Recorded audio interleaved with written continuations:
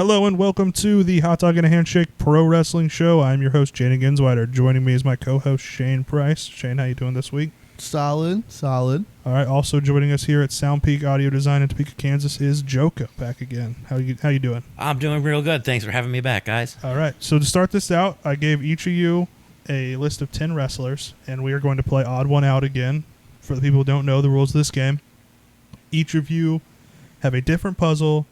You are given 3 guesses to narrow down who's the odd one out, and once you do, you try to guess why they're the odd one out. So, Shane, on your list, we have Booker T, Steve Austin, Eddie Guerrero, Terry Funk, Mark Henry, Shawn Michaels, AJ Styles, The Undertaker, Roxanne Perez, and Dusty Rhodes.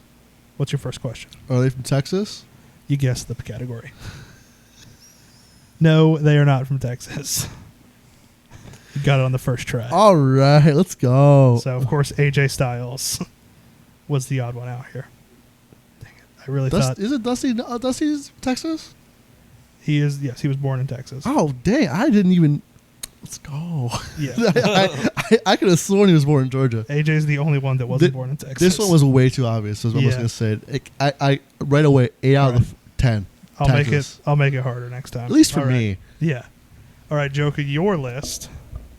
We have Ric Flair, The Big Show, Kurt Angle, Jimmy Snuka, Kane, Triple H, Edge, CM Punk, Mark Henry, and John Cena.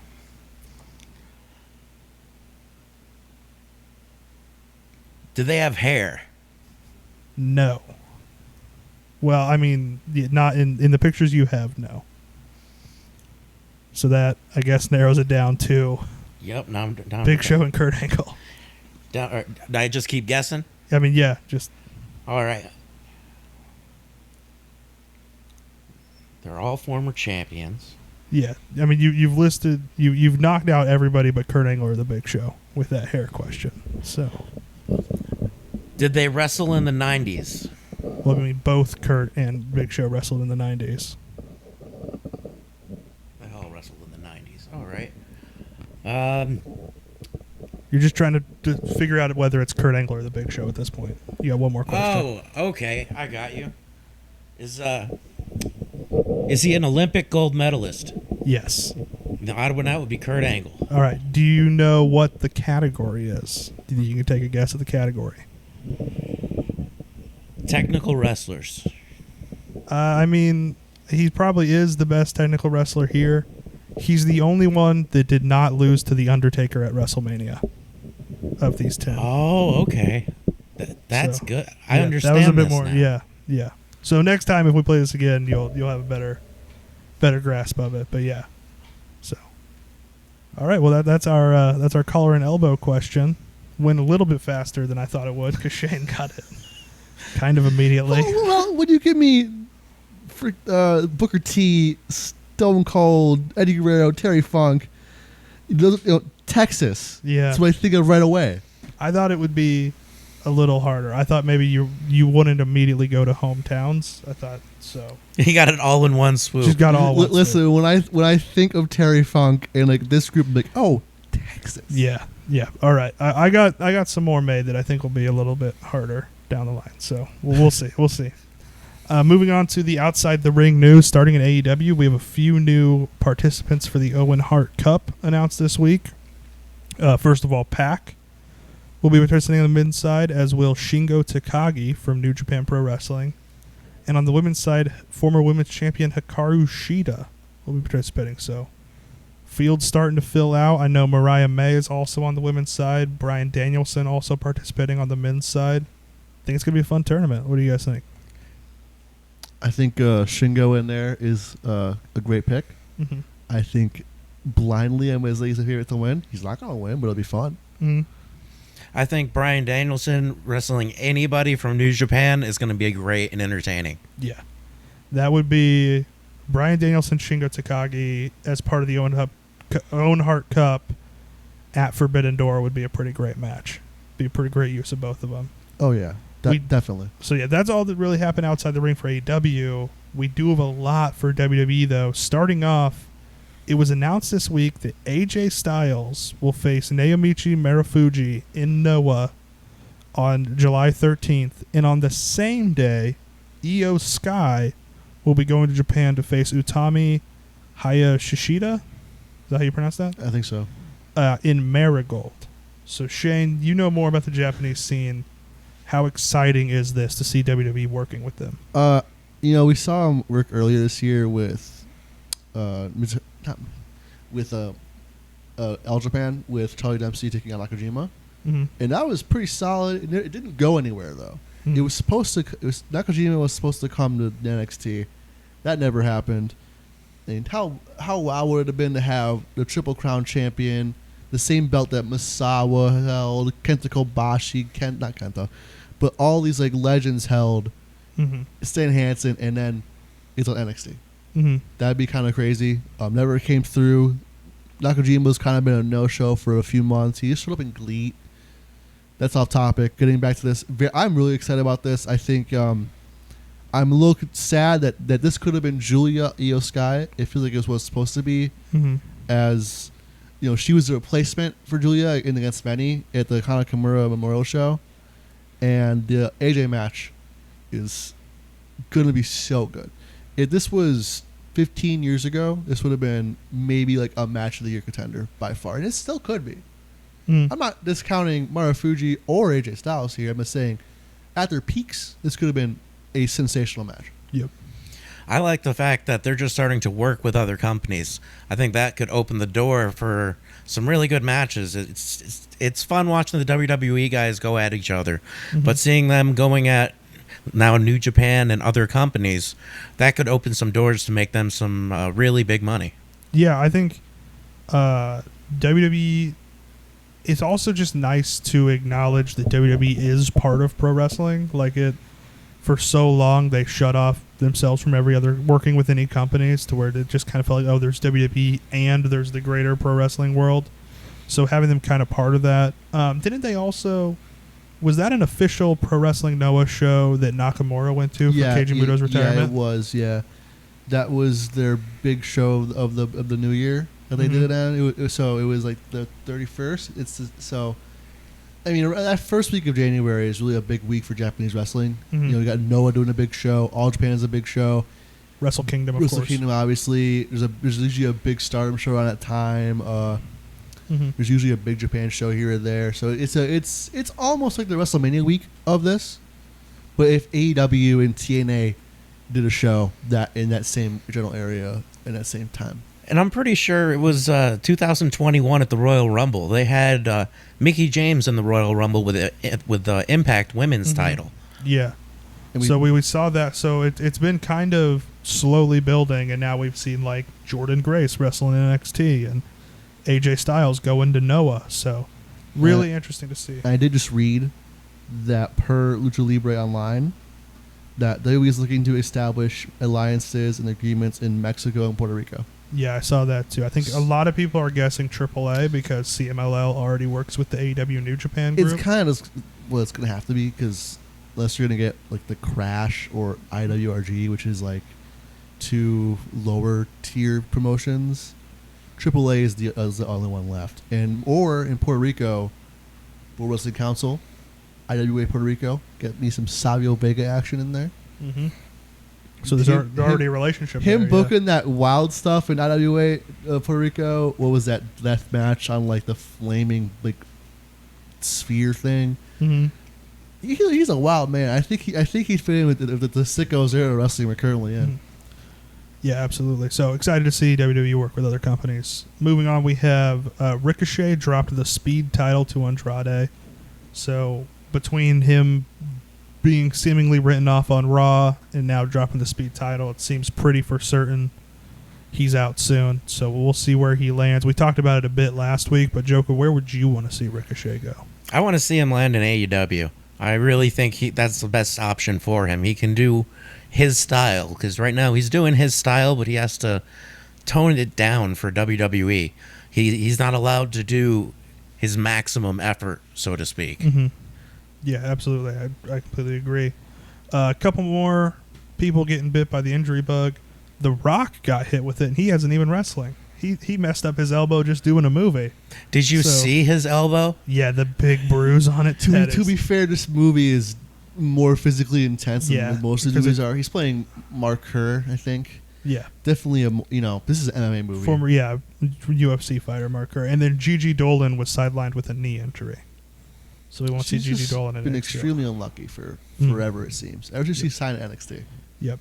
Last thing on the WWE list here, we don't usually talk about trademark news. Usually it's pretty boring. But WWE trademarked the name Tala Tonga, which a lot of people I think are pointing to Hikuleo, the tallest of the Tongas, being named Tala Tonga. What do you, Shane? You're laughing and shaking your head. What do you It's think? so dumb. His middle name is Taula. Yeah. So it's kind of Sorta, there, yeah. but Tala, because he's the tallest. That Yeah. sounds like something Shawn Michaels and Triple H just started laughing on, and they're like, Yeah. you know what? We're gonna do this. It's Vince McMahon like if it was a random name like they thought of that was funny, like, oh, let's do it. Mhm. I can't wait for El Phantasmo to make the jump. I think he'll be like not from Tonga. Yeah. No, not a Tonga. Not a Tonga. Yeah. So, yeah, that's... Speaking of El Phantasmo, though, good transition into our other news. New Japan's G1 Climax 34 participants have been announced. So, starting off in the A block, we have Tetsuya Naito, Shota Umino, Shingo Takagi, Sanada, Great-O-Khan, Zack Sabre Jr., Gabe Kidd, Evil, and representing Pro Wrestling Noah, we have Jake Lee. The last spot in the A block will be determined by a play-in tournament, which is new to this year's G1 Climax. So Callum Newman will face Yujiro Takahashi, and the winner of that will face Kenta, I think, yeah. And then on the A block side, Yoshihashi will face Chase Owens. Winner of that will face Tomohiro Ishii. And then the winner of those two matches will go on. So it's a six-man tournament. Tomohiro Ishii and Kenta got the buys on the A side. On the B side, we'll have Toru Yano versus Bolton Oleg. The winner faces Hiroshi Tanahashi. And we'll have Satoshi Kojima versus TJP. Winner faces Tai Chi to get into that. In the announced B block, Haruki Goto, El Phantasmo, Yota Tsuji, Jeff Cobb, Hanare, David Finlay, Ren Narita, Yuya Uemura, and representing AEW and DDT, Konosuke Takeshita. So, Shane, what were your thoughts on the announced G1 blocks? I wish it wasn't Jake Lee, preferably somebody else. No offense to Jake Lee. I think Takeshita's a great pull. Mm-hmm. I'm excited to see where this plan goes. I don't know who's gonna win either one. Yeah, I I really think don't know. Tanahashi's gonna win the B block just to have the star power in the B block. They're really missing that. And the A block is anybody's game. Yeah, I mean, it could be. The A block is really between Kenta. I don't think Callum Newman or Yujiro will make it, but Kenta, Yoshihashi, Tomohiro Ishii, and Chase Owens have all participated in G1s before, I believe. So, And just a shot in the dark, if I had to pick somebody who I would want to win this, it's going to be Yota Tsuji. mhm. The time is coming up to where Naito gets the title back from Mox before Wrestle Kingdom, Mhm. maybe at Forbidden Door. Yep. So he's not going to win it because he'll have a title. And that's not really going to happen if Naito, if Okada, it might. If an Okada type level guy, it might. But I think the time is coming. I think Naito's in-ring career is coming to a close soon. And what better to have the future leader of his faction, Yota Tsuji, take on Naito for the belt. Yota wins it at Wrestle Kingdom. All right. I am pulling for Zack Sabre Jr., I think it's time for him to step up as fill the Will Ospreay role as the top gaijin in the company. So I think I'm kind of pulling for Zack Sabre Jr. to win this. Jolka, I know you don't watch much New Japan, but is anything in this piquing your ears? Or Actually, it sounds all really interesting, and I was just going to ask, where do you watch this? Because I'd love to watch this tournament and actually get familiar with New Japan Pro Wrestling. It is on NJPW World. It's a $10 a month subscription. Oh, that's not bad And at all. it's a pretty good app. They recently updated it, so Yeah, It's the best streaming app for Japanese wrestling. They have like their tape collection, so they have a lot of older shows too. Whereas like Noah doesn't, and All Japan doesn't, which is the big issue of why they don't have it. Like Noah has Wrestle Universe, mm-hmm. and they have some old shows. They have a 2000 show. They don't have anything from like that peak of like 01 to 05. And All Japan they're owned by the TV companies. But on New Japan World, if you wanted to go back and watch Kenny Omega, AJ Styles, Jushin Thunder Liger, any of these guys who were big in Japan and wrestled for New Japan, they have stuff of them. See, so I like the way you're describing it because it sounds more of a sport than entertainment. Because the way the G1 works, it's 2 round robin tournaments, and I think it's 2 points for a win, 1 point for a tie, 0 points for a loss. Yeah, and then the I think they do the top 2 out of each block go into like a tournament. I believe it's what they're doing this year. Sometimes they change it. It's not exactly the same every year. Like for instance, like a Owen Hart Cup is always just like an 8-man straight up tournament. Sometimes they change. Last year it was 4 blocks. Yeah, and it was really exciting. Mm-hmm. But it was so much to do. And this year is different too. This year the G1 cards are just going to be the matches for the tournament. Yeah. Whereas before, New Japan does a lot of like tag matches on their cards too. Like they'll throw in like the stables against each other and have them fight. And like the singles matches are usually singles matches in New Japan are saved for like big matches. Like, mm-hmm. They always have a big fight feel. Mm-hmm. Because they surround them with a bunch of like 6-mans and random 8-mans and stuff like that. So yeah, I think what Shane and I were planning on doing for this year's tournament is, like he said, he picked Yota Tsuji, I picked Zack Sabre Jr. Instead of trying to watch the whole tournament, because that's a lot of matches, a lot of time, we're focusing in on a guy like it's our favorite sports team. Okay. So he's going to make sure he watches all of Tsuji's matches and maybe some others, and I'm going to watch all of Zack Sabre Jr.'s matches and maybe some others. So if I were to watch this tournament, who would you guys recommend that I keep my eye on? I mean, the big names are like Tetsuya Naito, Zack Sabre Jr., and Hiroshi Tanahashi if he makes it. Those are like big name New Japan guys. Some up and comers are like Yota Tsuji, like he said, Shota Umino, who you may have seen from his work with Jon Moxley. Moxley kind of mentored him when Mox was in Japan. And Gabe Kidd is another good up and comer who I believe this is his first tournament. So yeah, those are kind of some of the guys, and then it also depends on who comes out of those 6-man play-in tournaments. Anybody else you think should be highlighted? I think just based on like if you're starting in New Japan, you cannot go wrong with Tanahashi. Mm-hmm. If he gets to the tournament, he's the ace. He was their ace for Okada came in. He's like their big star right now. He's the president of the company. Has a weird haircut. We'll get beyond that. He's the biggest star. He's getting up there in age, but he still has like the big poppy moves too. In Japan, he's John Cena. Okay. He's even like down to a similar time frame. Like he debuted in the early 2000s too. Like he had this huge run. He's won all these championships, and he's their guy. He's the top guy. He's at a point where he's just permanently a babyface. Like nobody's rooting against Tanahashi. So if you're going to zero in on a guy, but maybe for you just kind of watch the full first couple of shows and see who catches your eye and see who fits the style you like. So, knowing me, I'm probably going to watch the whole tournament. Yeah, I mean that would be fair too. Yeah, it's like I said, it's a big undertaking because it's 2 10-man round robins over the course of like a month. So it's a lot, but they are really fun to watch.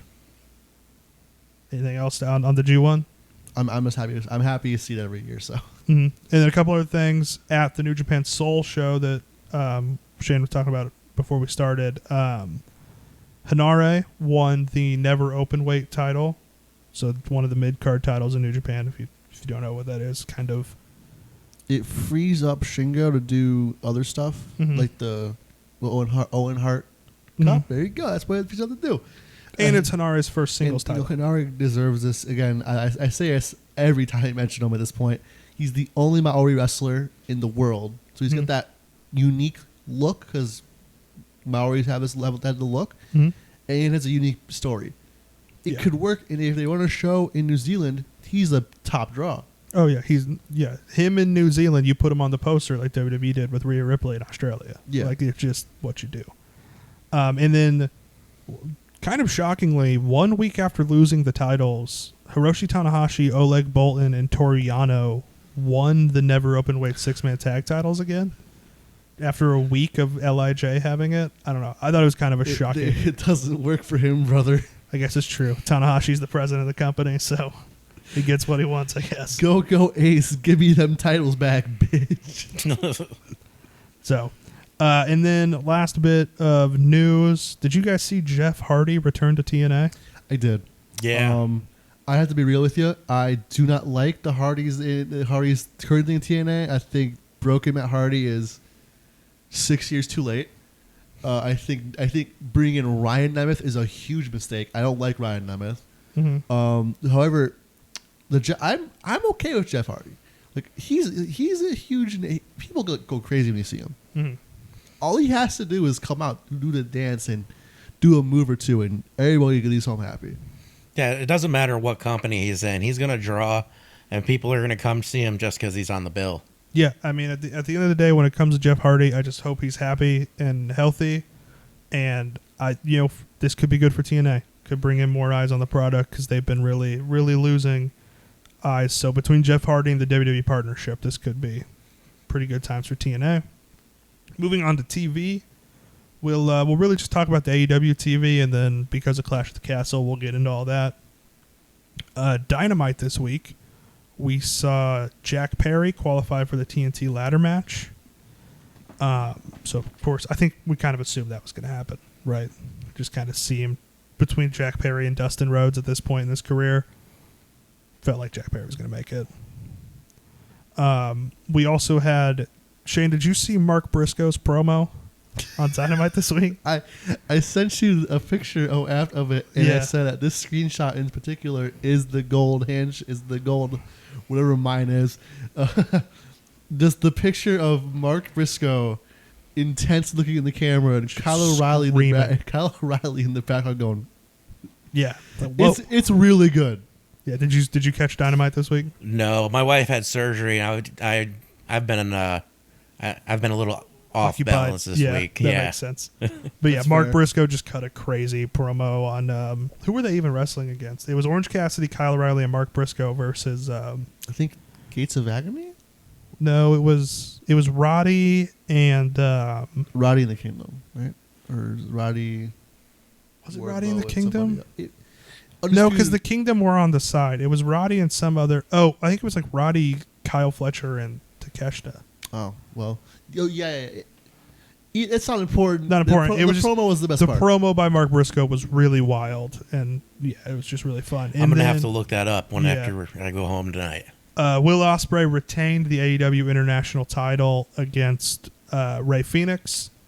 That was a pretty great match. Did you notice that they did the Ricochet Will Ospreay Super Rana spot? Yeah, they're gonna do something with Ricochet and Will Ospreay. Kind of teasing Ospreay. It's gonna be his first match in AEW. I think that's if Ricochet immediately jumps over, I think that's your all-in match for Ospreay. Is Ospreay Ricochet. Just reignite that rivalry from New Japan. Another thing you can find on New Japan World, Ricochet's New Japan run. And then, I think that would be great.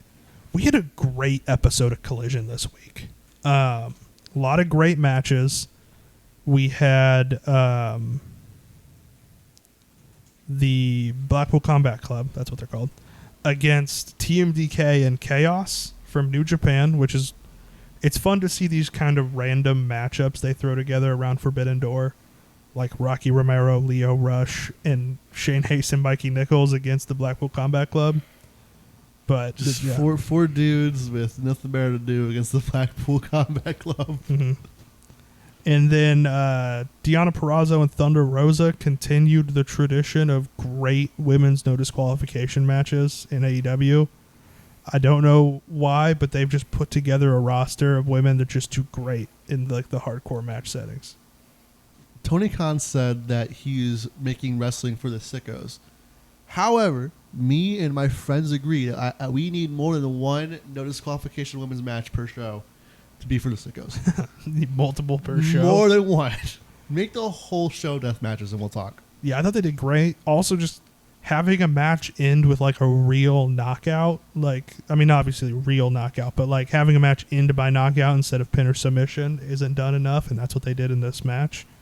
So I thought that was a really fun finish. Dalton Castle and Hechicero predictably had a good match. Dante Martin qualified for the TNT title ladder match, and then a great trios match between the House of Black and it was Juice Robinson and the Guns. So against the Bullet Club Gold, not for the trios titles because Jay White wasn't there, but yeah, I thought that was a pretty good match. But the big thing that I think most people were talking about was Christian Cage's Father's Day celebration. Oh no! Just perfect, perfect heel work. Just told Nick Wayne to his face that his dad dying was the best thing to ever happen to him. Oh my god! Yeah. And then Nick Wayne gave him like this, like hand. It looked like it was written with like a crayon, like a 5-year-old would make like a Father's Day card. Talk about how Christian's the best TNT champion or whatever, and then Luchasaurus gave him this like big, beautiful painting, and Christian liked the handwritten card more. It's just great work from Christian. And then at the end, they announced that Christian kind of put out there that they're going to be going after the trios titles. So it could be our next thing, setting up for Jay White and the Guns would be the Patriarchy, which I think would be fun because I think feels like people want to root for Bullet Club Gold, right? Oh, yeah. Yeah, so I think kind of turning them face against the Patriarchy would be really good and, of course, would result in really good matches. I mean, you're already having a heel versus heel match this week with House of Black versus Bullet Club Gold. So, I mean, you can't go wrong making one of those teams faces, and one of those teams can't be a face. I think the crowd's going to decide that. Yeah. That's true, yeah. Depends, really. House of Black, Bullet Club Gold, I don't know. Did they just announce this today? No, from last week. From last week? Okay. Last Saturday. Oh, you mean like they just had that match? Yeah. Yeah, okay. That's what, okay. I thought you meant like Jay White was going to be back and they were doing, because it did also appear like a lot of people think Buddy Matthews may have gotten injured. We have no official news on that, but it didn't look great. So we'll have to see. We'll see where that goes. But I think now it's kind of time for the main event, so to speak. The big thing that happened this week was WWE Clash at the Castle. So before we get into the card, any thoughts right off the top? Or do you want to just go match by match? Let's go match by match. Match by match. All right, we started off with the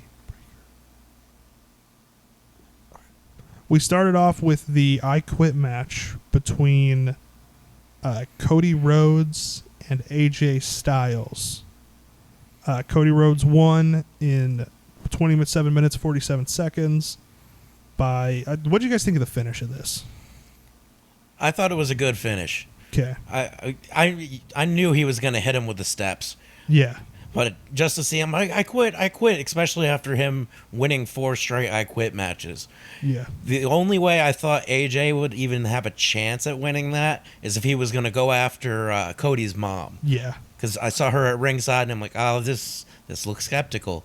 Yeah. Pull a rock out and start Mama Rhodes, the weight belt never left. Yeah, I thought with AJ handcuffed to the ropes and can't get away from it, having to scream "I quit" before the steps, I thought it was a pretty fine I Quit match finish. Oh, yeah, I feel like the handcuff is a little cliche in I Quit matches. Mm-hmm. I feel like it's a pretty common spot, but when it's used well, it works. Like right here. When they were doing those repeated chair shots, my 5-year-old grabbed a pillow and my 17-year-old or my 18-year-old was sleeping. And he just started going boom, boom, boom, hitting him as hard as he can. To be fair, I would have right. done the same thing at that age. So Yeah.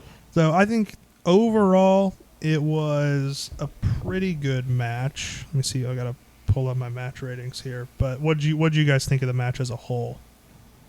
Do you guys have a rating for it or? I didn't really rate Clash of the Castle, but I just kind of off the vibes. It was pretty good. I gave it 4. I thought it was a pretty good match. One of the two matches I really, really enjoyed. There's another good one, but yeah, I think it was pretty good.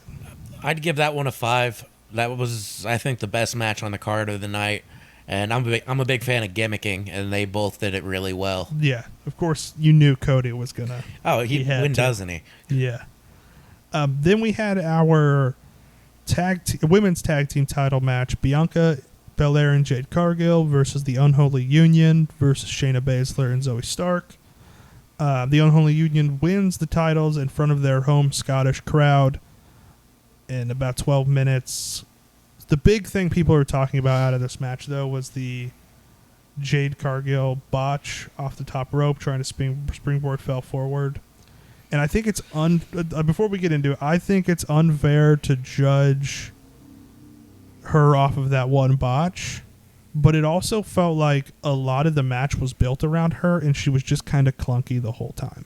Yeah. I don't think enough people are talking about how like the whole match she just kind of fell off. I mean, my thing with that is I think she was rushed out of the Nightmare Factory because look at her.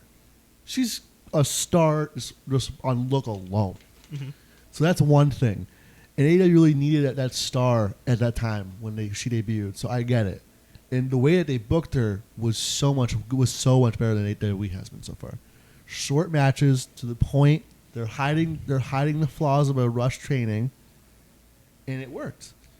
Now in WWE, they're giving her the WWE booking, which time and time again has shown that if you're not trained well enough, it can show the flaws more than AEW's booking did.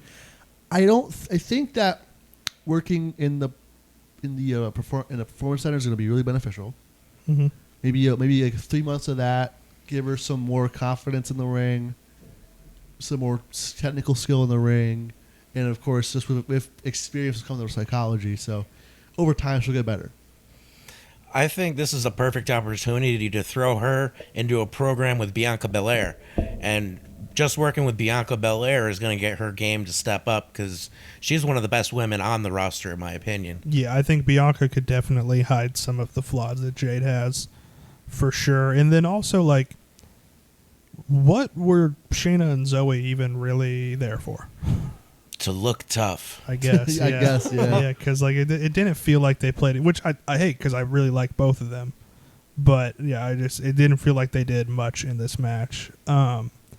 Next was my personal match of the night: Sami Zayn defending the Intercontinental title against Chad Gable. Sami retains in a little over 22 minutes. What do you guys think of this one? It was all right. I think giving Gable the title this early wasn't the right move. I think a little more build's going to help because Otis is probably going to have a really big night tonight on Raw. If we do it before we see it, so I think it's going to be a big night for him. So I think it was a pretty good match. I liked it, all things considered. I think the match was pretty good. I think the only downfall is they focused too much on the Maxine and Otis situation. You have to mention it. You have to have it in the match, but I think they overdid it. They kept going back to it too much. I feel that. Yeah, I gave it 4.5. I felt like, there was a little bit too much of that. I really feel like Chad Gable should have won, though. I thought he was going to win. I felt like it was the right time to, and I feel like it was a great time too because obviously he feels like he's there. He's ready for it. And this is the Intercontinental Championship. Do you know when the last time this title changed hands on another continent was outside of North America? Was it Santino Marella? No. Oh, it was Sami Zayn who won it too, right? He did not win it. He won it in North America. The last time was actually when Santino lost the belt. William Regal in 2008 won it in Manchester in the United Kingdom. So it has been 16 years since the Intercontinental title has changed hands on a different continent. So it would have been nice to see that title specifically change hands on this show. Maybe they'll be saving it for Saudi Arabia. Can we bring back the Honkometer? Maybe. I don't think they're going to have Sami lose to Saudi Arabia. I don't think you're gonna do that. I think Sammy's too over in Saudi Arabia. He's too over. That's true. He has a Syrian ancestry. The trip meant so much to him. He performed pilgrimage with the Mecca, so he's a man of the people over there. He's not gonna lose Saudi Arabia, I don't think. Yeah. So maybe if they go to Australia again or back to Europe or maybe at Bash in Berlin. I think Bash in Berlin is what's going to happen. Maybe a Ludwig Kaiser win. Maybe. Next up, we have Bayley versus Piper Niven for the WWE Women's Championship. They only got 13 minutes. I didn't feel like they really did a lot with it. It was definitely, I gave it 2.75, so 2 3/4. I think it was just slightly above average. I don't know. It didn't really feel like there was a story here that grabbed me, and I don't know if, I don't know, what did you guys think? Yeah. It's just, I gave it like a 1.5. okay. For her being supposed to be in hometown, she should have brought it a lot more than she did bring it, and it just wasn't that entertaining to me. Yeah, I absolutely agree. I just feel like nothing really clicked in this match with those two, and we'll see. Then we had the main event. Another hometown guy, Drew McIntyre, challenging for the heavyweight title against Damian Priest. Damian Priest wins in about 20 minutes, and of course there was the finish. CM Punk comes in as the referee, doesn't count the 3 for Drew. Priest ends up winning. Shane, you're a CM Punk guy. What'd you think of this? I loved it. Loved it. And in the press conference, he wore the Celtic FC track jacket. Which is something you predicted. So good. I think he could have done something a little more than the referee spot.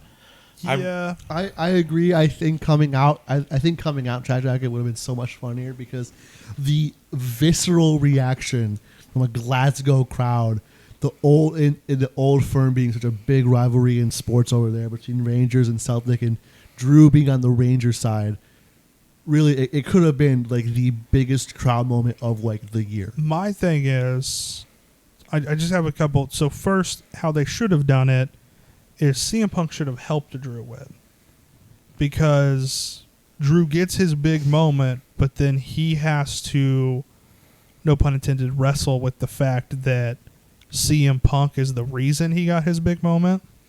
A man he hates so much helped him in that, so it would be kind of a more fun character development.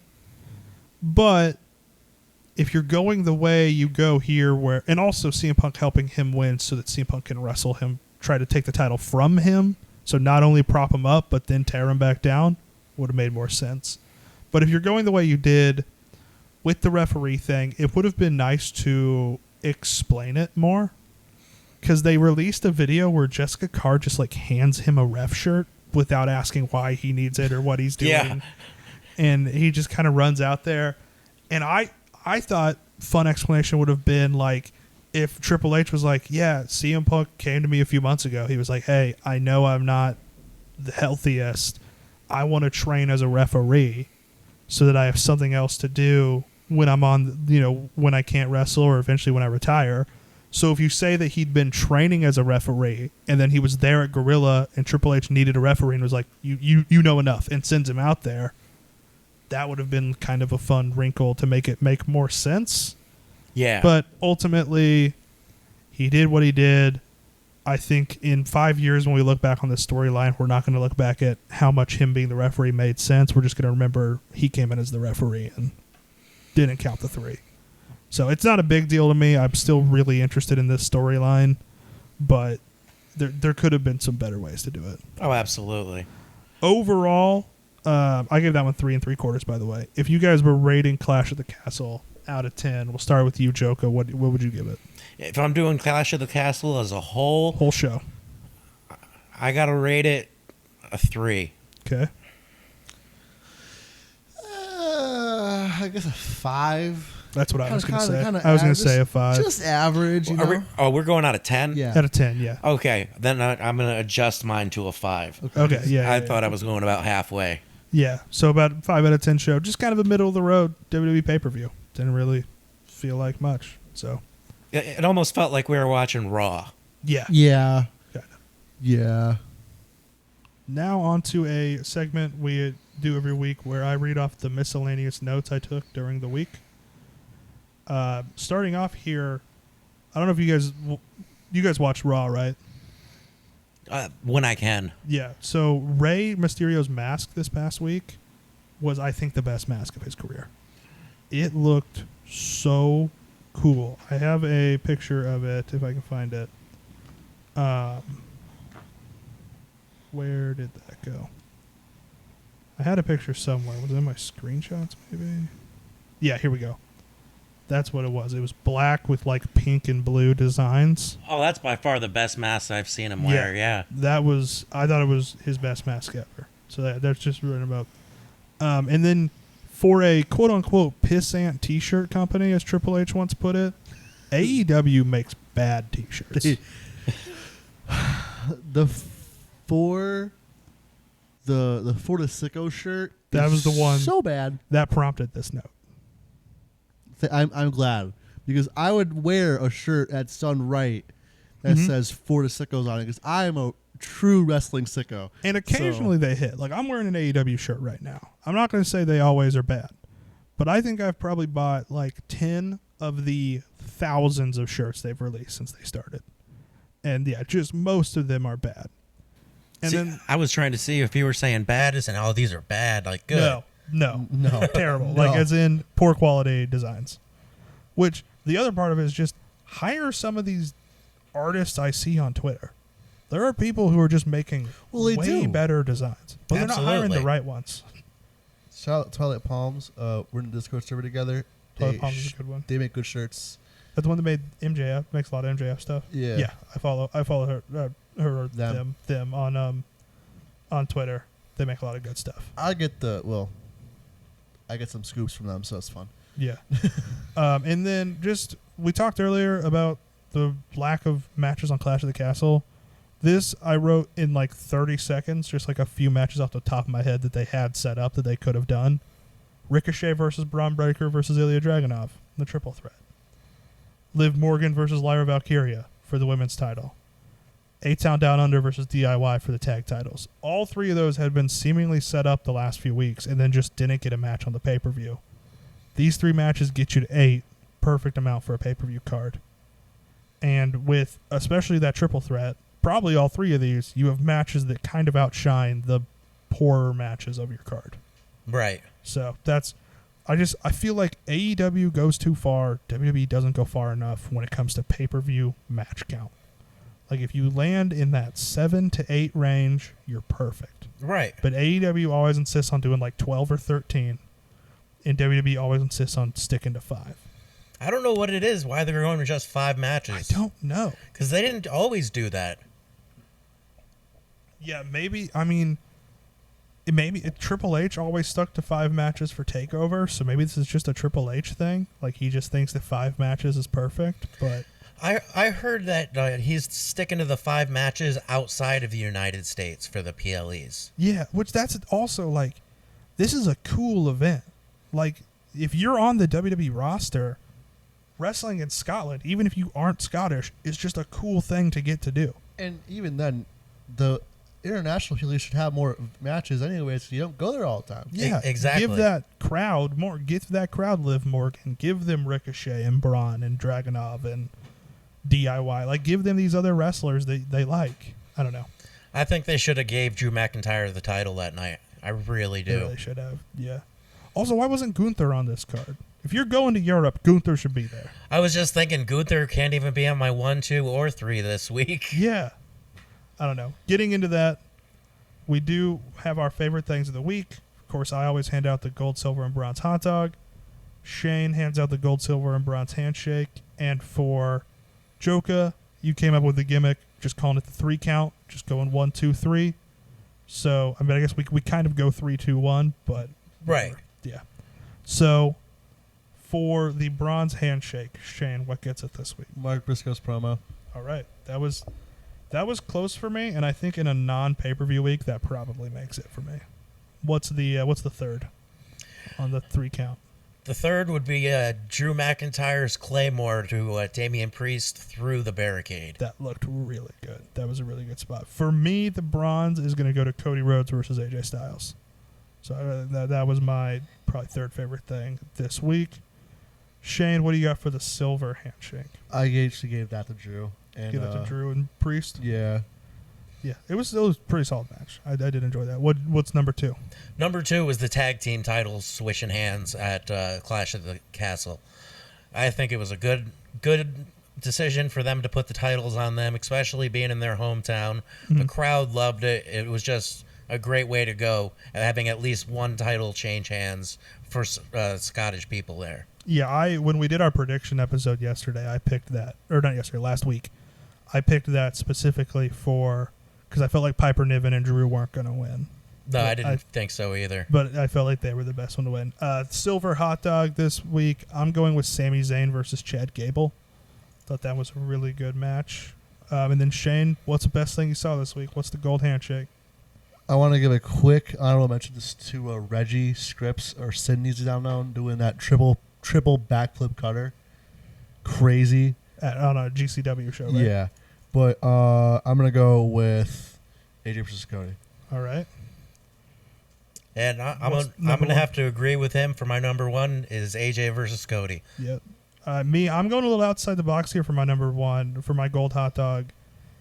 For me, it was from New Japan Soul this past weekend. Clark Connors and Drilla Maloney versus Robbie Eagles and Kosei Fujita for the IWGP Junior Heavyweight Tag Team titles was awesome.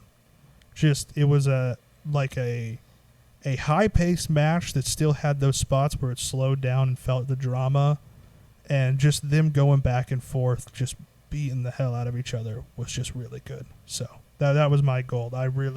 Something about that match just really hit me at the right time watching New Japan Soul.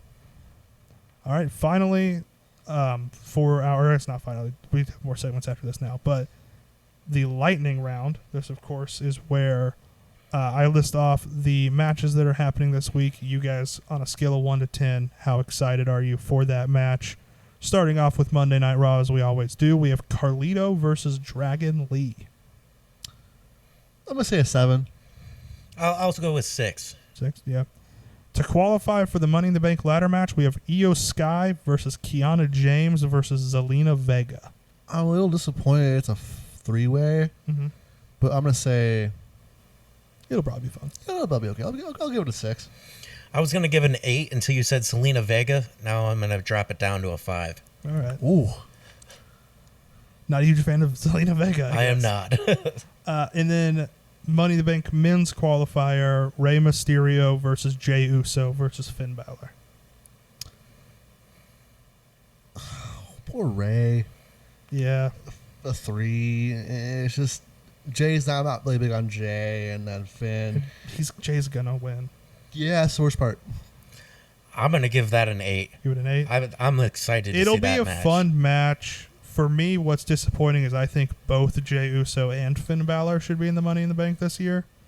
Rey would be also a great addition, but I think for sure Jey Uso already kind of announced it, that he was going for it.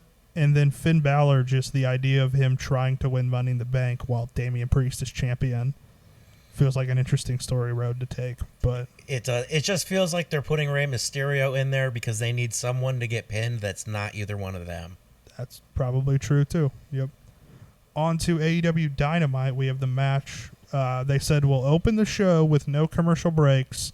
Roosh versus MJF. Shane, what do you got? Like a solid 8. I'll go with a 10. Anything with MJF is solid gold to me. My only problem with this is it feels like Roosh is too good for the America bad character. Just for the hating on America foreign character just seems below Roosh. But I'm also excited because MJF. Big 8-man tag. We have Roderick Strong, Zack Sabre Jr., and representing the Don Callis family, Kyle Fletcher and Konosuke Takeshita versus Dante Martin, Kyle O'Reilly, Mark Briscoe, and Orange Cassidy. I think this has to be a 10. Yeah. But I don't know. A lot of talent in this match. Yeah. Like there's a lot of talent, but I don't know. All right. I'm gonna go with 8 because there's a lot of people in that match. Mm-hmm. And then we have the Young Bucks versus the Acclaimed. Really? Yeah. In 2024. Yeah. I'm I'm not as sour on the Acclaimed as most people say. Yeah, the claim all right, but I don't want to see this match. It'll be good. I'll give it a 2. I'll watch it. What do you think? I'll do a 5 on that because I loved watching the Young Bucks. I'm more like a 5-6. I think it'll be pretty good. And then on, we don't have anything announced for SmackDown yet or Rampage, but on Collision, Private Party versus Big Bill in the Learning Tree, Chris Jericho. Oh, Chris Jericho in there, not Brian Keith. Could have been an 8. Could have been an 8 for Brian Keith in there. I'll give it a 6. I'm right in the middle with that again. What's the most exciting match of the week for you guys? Probably that multi-man match. The Ty Dillinger 10 of the week, as we call it. MJF match. JF. I don't know. I might be a little biased because my boy Rey Mysterio, but I'm kind of looking forward to this triple threat on Raw tonight. With Jey Uso in it. Yeah. It'll be an athletic showcase. Okay. Oh, like, it's going to be a fun match. I'm really excited for it. I think also Dynamite as a whole looks pretty good. All 3 of those matches seem pretty good.